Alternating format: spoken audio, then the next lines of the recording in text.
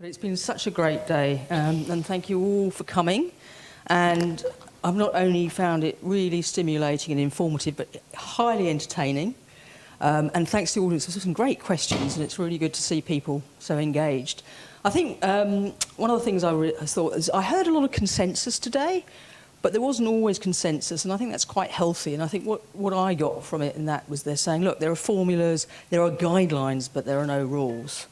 The other things I got out of it, and I'll go through it really quickly, I'll just scribble down some things here, is that I must watch The Swiss Family Robinson again. I was extremely impressed by the panel's knowledge, very extensive knowledge of a whole range of family films, and it's perhaps stating the obvious to say, if you're going to work in that space, really go back. I bet you've all watched lots recently. I know you know them all very well anyway. So what else did I hear? I heard Embrace Australianness, which I was very pleased to hear. Don't water it down. The Australian audience is the most important. Global appeal is great, but it's a bonus. Tell the best story you can. Cast is important. Keep it pacey. There was lots of debate on how edgy we should be, and I think what came out of that was that we're expected to be edgy. It's good to be edgy, but the overall theme was it should feel kind. Have an evil villain. That's really good. A flawed hero is really good. And one of the things that most successful family films, it seems, have, it's the underdog succeeding and character transformation. And again, these are not rules, but it's things, you've got to look at the successful films and say what makes them successful.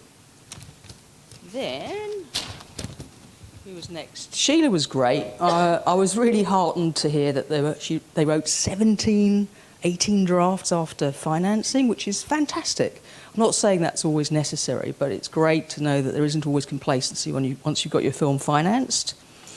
Criv and Seth were like a sort of comic double act.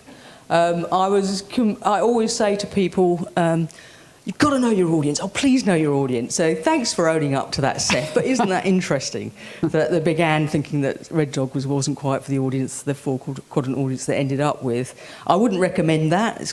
I still think it's pretty good to know your audience, but it's nice to know that that can succeed. Really looking forward to Red Dog's New Blue. Very exciting. I have seen it. It's great. I can't give away too much. The butler did it.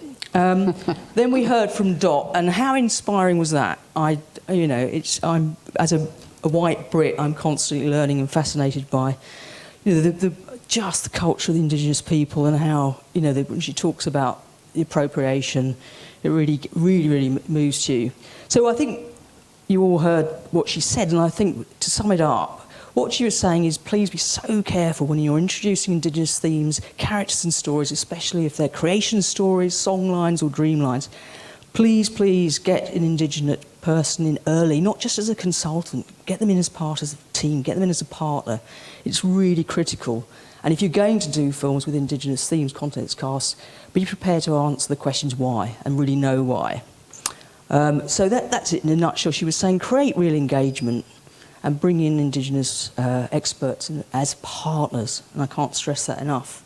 I think there were lots of things in common from Harry and Joe. Not always. Joe has read all the manuals, Harry, but it's never too late if you have a quiet moment. I thought what was really interesting is they were both, as writer victims, if I can call that, of the studio system, which I always think, God, I'd hate to be a writer. It's so hard, you've got your baby and the studio wants to take it in a different direction. And I know one of the things we learned from Harry as well, that it's okay to cry, which is, I think, is a good thing to know. But it was interesting. I think, Joe talked a lot about perseverance, and I think it's interesting that both of them said, oh, it was just painful, I cried and everything. But in the end, as Harry said, they're making, a hundreds of $1 million film. I've got to let go. And you said, I thought what was really telling is you said, I don't write to write a screenplay, I write to have a movie made. And I guess that's a painful realisation that successful writers probably have to come to. Yeah. Although you haven't seen Growing Pains, so... Yeah. So really just summing up, I've had a fantastic day. I'd like to thank again the panel. I'd also like to say Joan was amazing. Not only has she been at it all day, but she was so much more than just a moderator, and really contributed to everything. Thank you. Big thanks to Alex from UTS who's been so helpful in setting up this day. And again, I can't not mention again into the fantastic Screen Australia staff even, who've been brilliant as always. So thank you all, and thank you all for coming, and I hope you found it really useful and informative and stimulating. Thank you. Thank you.